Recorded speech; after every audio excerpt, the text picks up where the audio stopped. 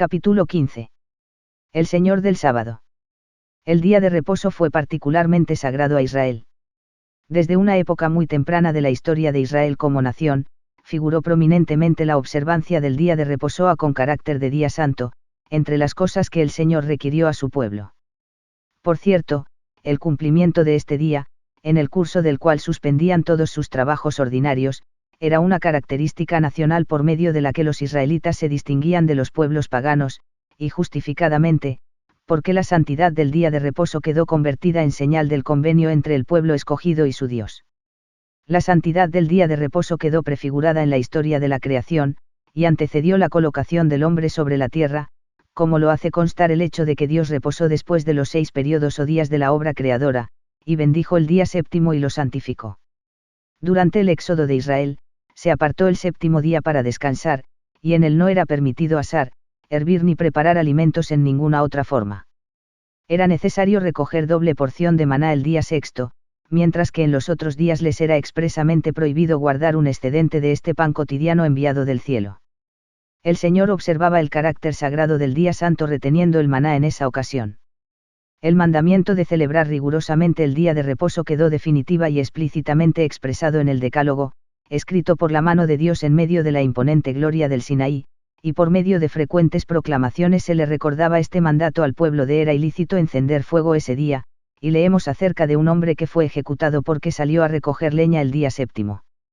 Bajo la administración de los profetas posteriores se reiteraron, con palabras de vigor inspirado, la santidad del día de reposo, las bendiciones prometidas a aquellos que santificaran el día para sí mismos y el pecado de violarlo.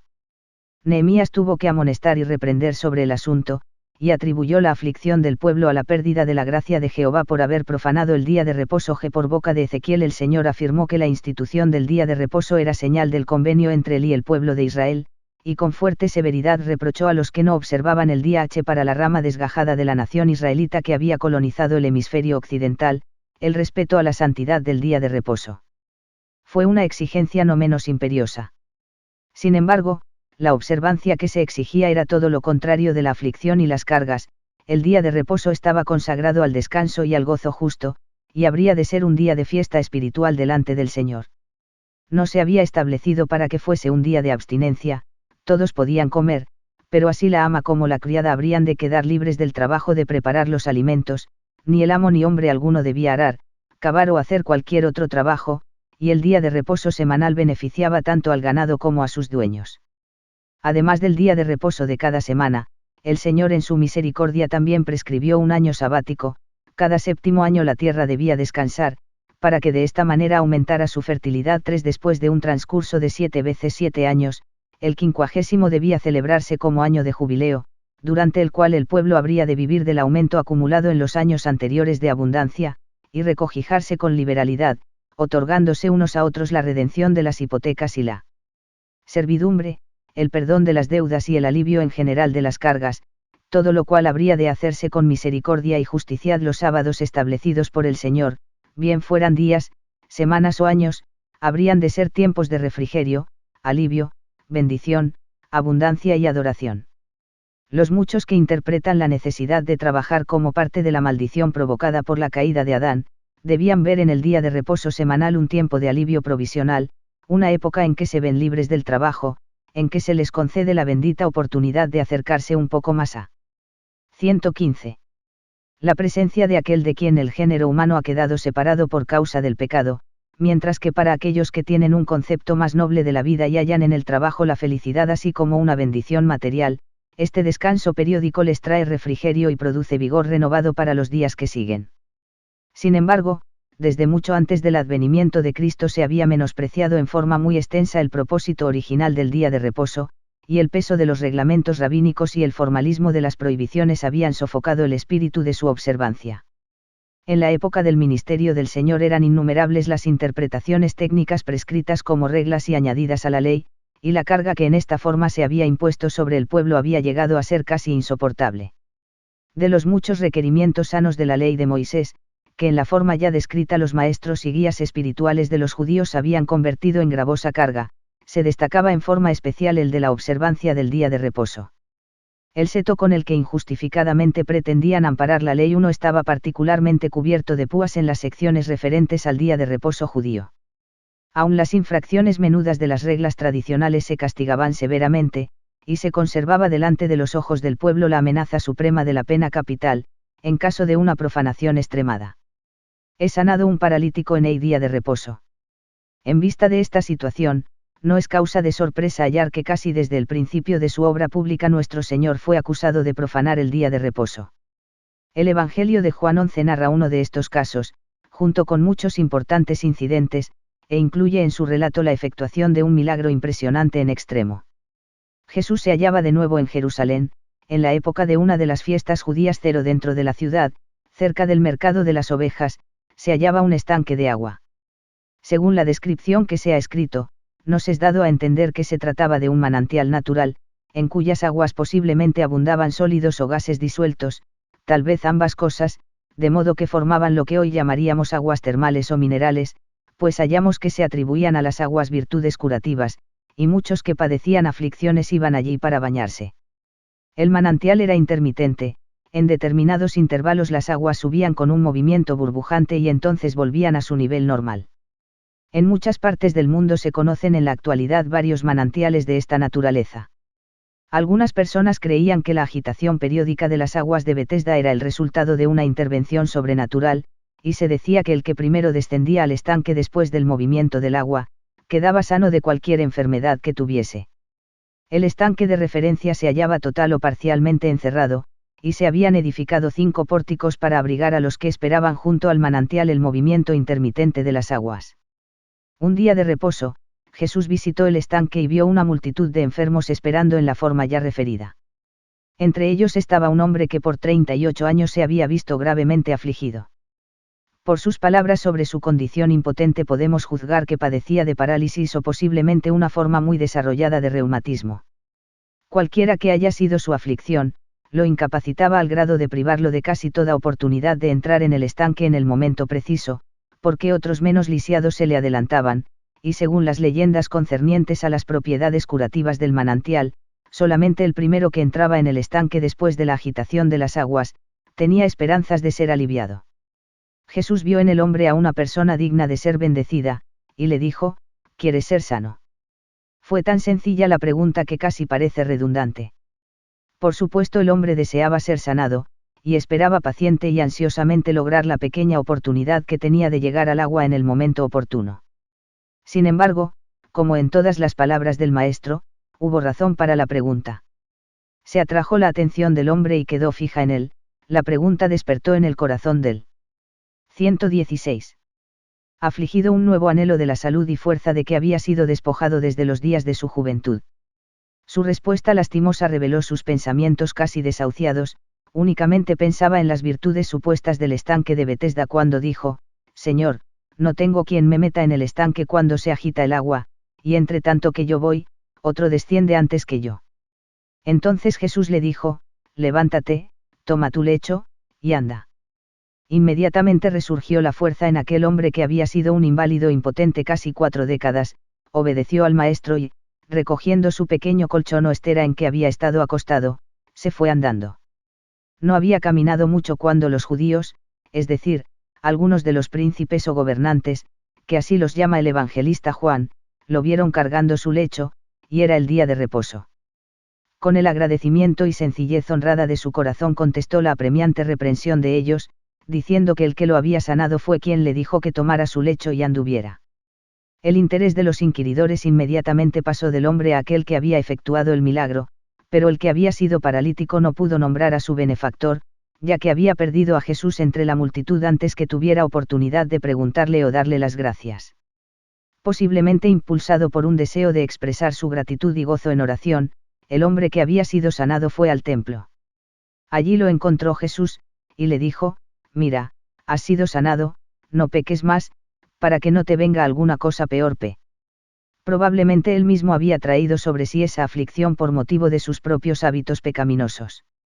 El Señor decidió que había sufrido lo suficiente en el cuerpo y puso fin a sus padecimientos físicos con la amonestación subsiguiente de no pecar más.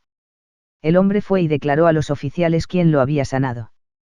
Tal vez lo hizo por el deseo de honrar y glorificar al otorgante de su beneficio, no hay justificación para atribuirle ningún fin o propósito indigno, aunque el hecho dio causa para que aumentara la persecución de su señor. Tan intenso era el odio de la facción sacerdotal, que estos gobernantes buscaron la manera de matar a Jesús con el pretexto aparente de que había profanado el día de reposo. Bien podemos preguntarnos de qué acto podían esperar condenarlo, aun de acuerdo con la más estricta aplicación de sus reglas. No estaba proscrito el hablar en el día de reposo, y Jesús no había sino hablado para sanar. No había cargado el lecho del hombre, ni intentado efectuar la más pequeña obra física.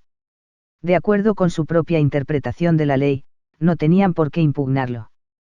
La respuesta de nuestro Señor a los judíos acusadores. No obstante, los funcionarios judíos se enfrentaron a Jesús con sus acusaciones. Poco importa que la entrevista se haya efectuado dentro de los muros del templo, en la calle, en el mercado o en el tribunal. La respuesta que él dio a los cargos que se le hacían no se concretó al asunto de la observancia del día de reposo. Constituye el sermón más comprensivo de las Escrituras sobre el trascendental asunto de la relación que existe entre el Padre Eterno y su Hijo Jesucristo.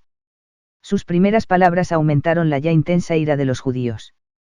Refiriéndose a la obra que había hecho el día santo, dijo, el Padre hasta ahora trabaja y yo trabajo.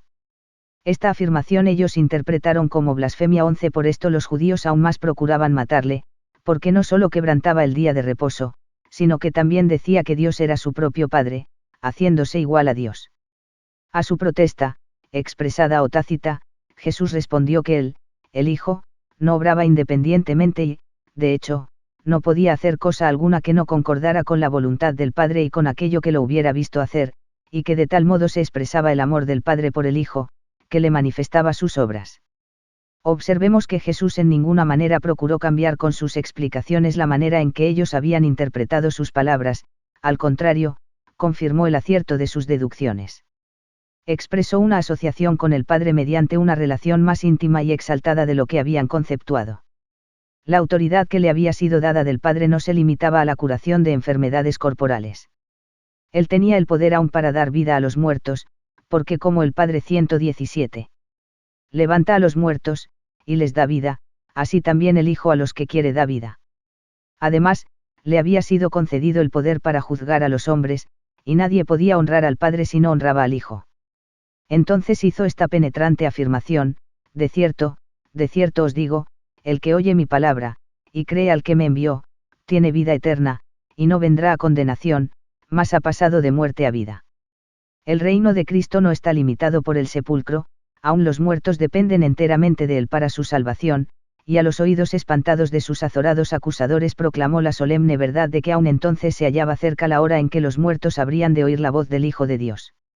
Reflexionemos su profunda aseveración, de cierto os digo, viene la hora, y ahora es, cuando los muertos oirán la voz del Hijo de Dios, y los que la oyeren vivirán. El furor asesino de los judíos se contuvo con la declaración de que no podían quitarle la vida a menos que él quisiera, porque como el Padre tiene vida en sí mismo, así también ha dado al Hijo el tener vida en sí mismo. Sus siguientes palabras fueron igualmente portentosas, y también le dio autoridad de hacer juicio, por cuanto es el Hijo del hombre.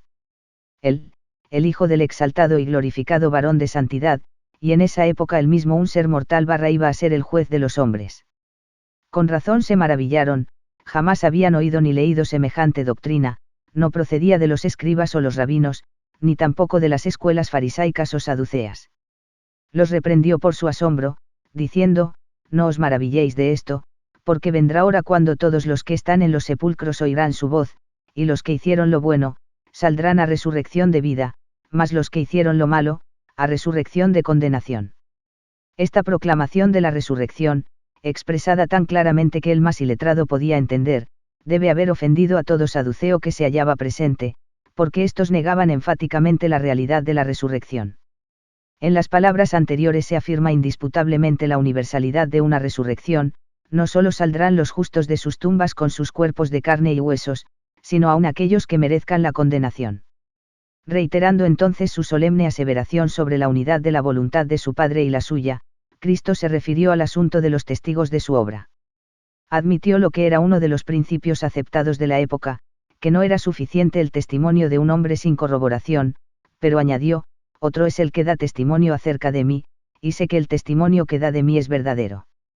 Les citó a Juan el Bautista y les recordó que habían enviado una delegación a él, y que Juan les había contestado dando testimonio del Mesías, y Juan había sido una luz refulgente y brillante, en cuyo ministerio iluminante muchos se habían regocijado temporalmente.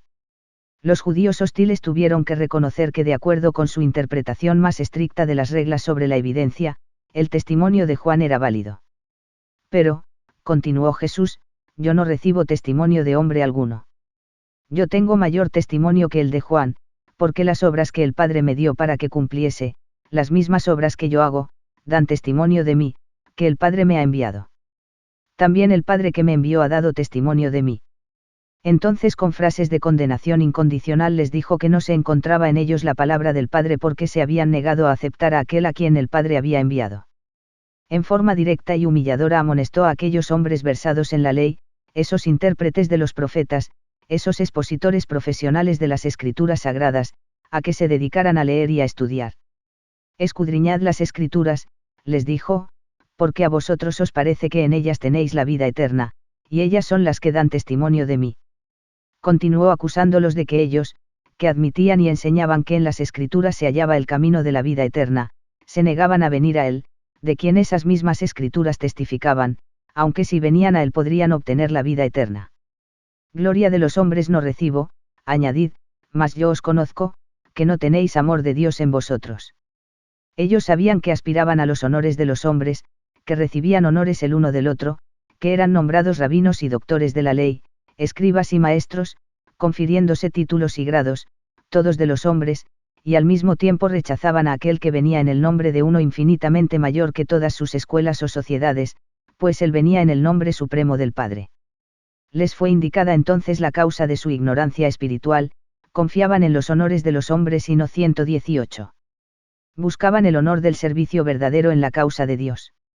Se había estado refiriendo a la autoridad que le había sido otorgada para hacer juicio, ahora les explicó que no pensaran que él los iba a acusar delante del Padre, uno menor que él los acusaría, es decir, Moisés, otro de sus testigos en quien aparentaban tener tanta confianza, y al cual todos afirmaban creer. Y haciéndoles sentir el efecto completo de su vehemente impugnación, el Señor concluyó, porque si creyeseis a Moisés, me creeríais a mí, porque de mí escribió él. Pero si no creéis a sus escritos, ¿cómo creeréis a mis palabras? Tales fueron las instrucciones iluminantes, mezcladas con ferviente denunciación, que estos hombres suscitaron por medio de su fútil tentativa de declarar culpable a Jesús de profanar el día de reposo. No fue sino una de muchas maquinaciones impías con las cuales conspiraron resueltamente, intentando tildar con el estigma de profanador del día de reposo, e imponer el castigo correspondiente, a aquel que había decretado el día de reposo, y que en verdad y efectivamente era su único Señor. Se acusa a iOS discípulos de violar el día de reposo. Podemos considerar provechosamente, en relación con lo anterior, otros ejemplos de buenas obras que efectuó nuestro Señor en el día de reposo, y podemos hacerlo sin apartarnos indebidamente del orden cronológico de los acontecimientos. Nuevamente hallamos a Jesús en Galilea, aunque si fue antes o después de su visita a Jerusalén al tiempo de la fiesta desconocida, cuando efectuó el milagro en el estanque de Betesda, poco importa. Cierto día de reposo pasaban él y sus discípulos por un sembrado y teniendo hambre, estos empezaron a arrancar algunas de las espigas más maduras y, frotándolas para desgranarlas, empezaron a comer. El hecho estaba desprovisto de todo elemento de hurto, pues la ley maseica disponía que al pasar por la viña o sembrado de otra persona, uno podía arrancar uvas o maíz para satisfacer el hambre, pero estaba prohibido usar la hoz en el campo o llevarse las uvas en un cesto. El permiso disponía únicamente para el alivio de una necesidad momentánea. Cuando los discípulos se valieron de este privilegio legítimo, los espiaron los fariseos, quienes inmediatamente fueron al maestro y dijeron, «He aquí tus discípulos hacen lo que no es lícito hacer en el día de reposo». Los acusadores indudablemente estaban pensando en el decreto rabínico de que el frotar la espiga entre las manos era una forma de trillar, y soplar la paja constituía una forma de aventar, y no era lícito trillar o aventar el día de reposo. Por cierto, algunos ilustres rabinos sostenían que era pecado andar sobre el césped del día de reposo, en vista de que el césped podría estar dando semilla, y pisar la semilla sería igual que trillar el grano. Jesús defendió a los discípulos citando un precedente de mucho mayor importancia, aplicable al caso. El ejemplo fue el de David, que con una compañía pequeña de hombres había pedido pan al sacerdote Ahimelech, porque tenían hambre e iban huyendo. El sacerdote no tenía sino el pan consagrado, los panes de la proposición que se colocaban en el santuario de cuando en cuando, y de los cuales nadie podía comer sino los sacerdotes. En vista de la situación de necesidad apremiante, el sacerdote había dado los panes de la proposición a estos hombres. Jesús también hizo recordar a los fariseos críticos que los sacerdotes del templo solían trabajar mucho en el día de reposo degollando las víctimas para los sacrificios y atendiendo a los servicios generales del altar, y sin embargo, no eran culpados por motivo de los requerimientos más importantes de la adoración que exigían tales obras, y entonces añadió con énfasis solemne: Pues os digo que uno mayor que el templo está aquí. También citó la palabra de Dios hablada por Oseas: misericordia quiero, y no sacrificio. 7. Al mismo tiempo reprendió su ignorancia y su celo impío diciéndoles que si hubiesen entendido el significado de esa escritura, no habrían condenado a los que eran sin culpa. Era menester recordar que el día de reposo fue hecho por causa del hombre, y no el hombre por causa del día de reposo. A este reproche siguió la afirmación de su supremacía personal: por tanto, el Hijo del Hombre es 119. Señor aún del día de reposo. ¿Qué otra cosa podemos colegir de esta afirmación sino que él, Jesús, presente allí en la carne, era el ser por conducto de quien se había prescrito el día de reposo, y que él había sido el que dio y escribió en piedra el decálogo, incluso el mandamiento: acuérdate del día de reposo para santificarlo y, el séptimo día es reposo para Jehová tu Dios. Un complot farisaico. En otro día de reposo, Jesús entró en una sinagoga y vio a un hombre cuya mano derecha estaba seca. Había allí escribas y fariseos, y le acechaban para ver si en el día de reposo le sanaría, a fin de poder acusarle. Los fariseos preguntaron: ¿es lícito sanar en el día de reposo? Nuestro Señor impugnó su propósito malamente disfrazado con otra pregunta: ¿es lícito en los días de reposo hacer bien? Y ampliando su interrogación: o hacer mal, salvar la vida, o quitarla. Permanecieron callados porque la pregunta era de dos filos. Si contestaban afirmativamente, significaría justificar la curación; la respuesta negativa los habría puesto en ridículo. Propuso otra pregunta: ¿qué hombre habrá de vosotros, que tenga una oveja, y si ésta cayere en un hoyo en día de reposo, no le eche mano, y la levante? Pues cuánto más vale un hombre que una oveja. En vista de que los fariseos no pudieron o no quisieron contestar, Jesús resumió el asunto en estas palabras: por consiguiente, es lícito hacer bien en los días de reposo. Mandó al hombre de la mano seca que se pusiera en pie delante de la congregación. En su mirada penetrante y comprensiva se confundían el pesar y el enojo, pero volviéndose lleno de compasión al afligido, le mandó que extendiera la mano. El hombre obedeció y he aquí, la mano le fue restaurada sana como la otra. Los fariseos desconcertados se irritaron en extremo, se llenaron de furor, dice el evangelista Lucas, y salieron de allí resueltos a conspirar nuevamente contra el Señor.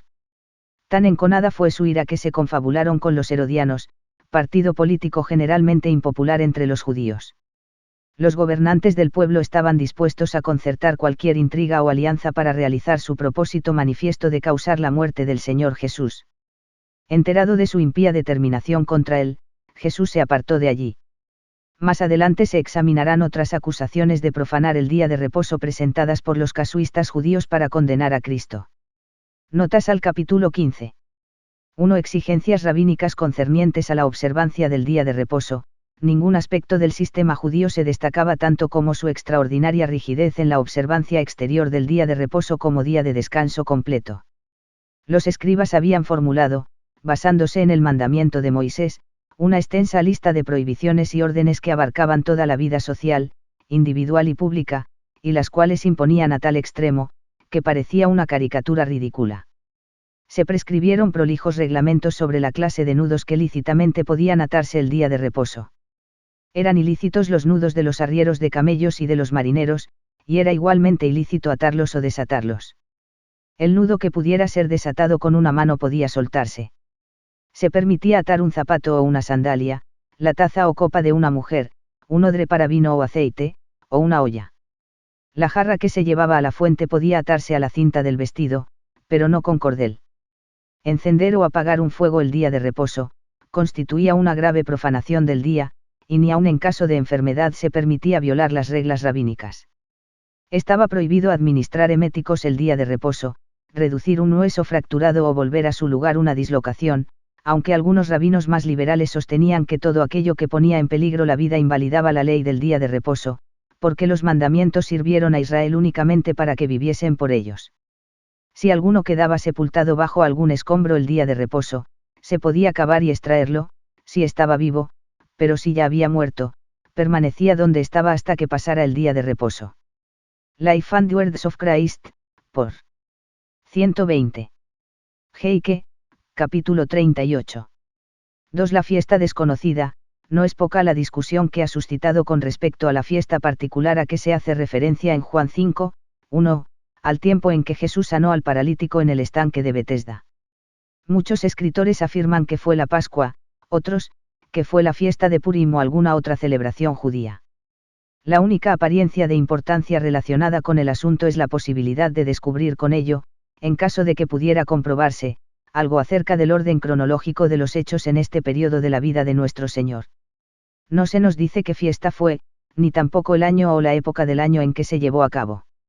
El valor del milagro efectuado en esta ocasión, así como el discurso doctrinal que provocó, en ningún sentido dependen de la determinación de la fecha. 3. Los panes de la proposición, este pan que se ponía delante de Jehová, y por tal motivo era santificado, se componía de 12 piezas cocidas sin levadura. Se depositaba en el lugar santo en 2 hileras de 6 panes cada una. Zenos escribe en Standard Bible Dictionary, permanecían allí la semana entera, al fin de la cual los sacerdotes las quitaban y las comían en el lugar santo, es decir, dentro del recinto del santuario. Era considerado un sacrilegio que otras personas aparte de los sacerdotes comieran el pan de la proposición, que era santo. Véase Éxodo 25, 30, Lev. 24, 5-9, 1 Sam. 21, 1-6. 4. El día de reposo es por causa del hombre, y no el hombre por causa del día de reposo. Edersheim dice en Life and Times of Jesus de Misaía, tomo 1, páginas 57 y 58, cuando David, huyendo de delante de Saúl, tuvo necesidad y sintió hambre, y por esa razón comió el pan de la proposición y dio de él a los que lo acompañaban, aunque de acuerdo con la letra de la ley levítica únicamente los sacerdotes debían comerlo, la tradición judía justificó su conducta con arreglo a la base de que el peligro que amenaza la vida reemplaza la ley del día de reposo, y por ende, todas las leyes relacionadas con él. En verdad, la razón por que David quedó sin culpa cuando comió el pan de la proposición fue la misma que hacía lícito el trabajo de los sacerdotes el día de reposo. La ley del día de reposo no era meramente para descansar, sino descansar para adorar. El objeto que se proponía era servir al Señor. Los sacerdotes trabajaban el día de reposo porque el servicio que prestaban era el objeto del día, y a David le fue permitido comer el pan de la proposición, no, solamente, porque estaba en peligro su vida por causa del hambre, sino porque dijo que se hallaba en el servicio del Señor y necesitaba provisiones. En igual manera los discípulos que seguían al Señor estaban en su servicio, el servicio que le dedicaban a él era mayor que el del templo, porque él era mayor que el templo. Si los fariseos hubiesen creído esto, no habrían impugnado su conducta ni infringido ellos mismos, al acusarlo, la ley mayor que requería la misericordia y no el sacrificio.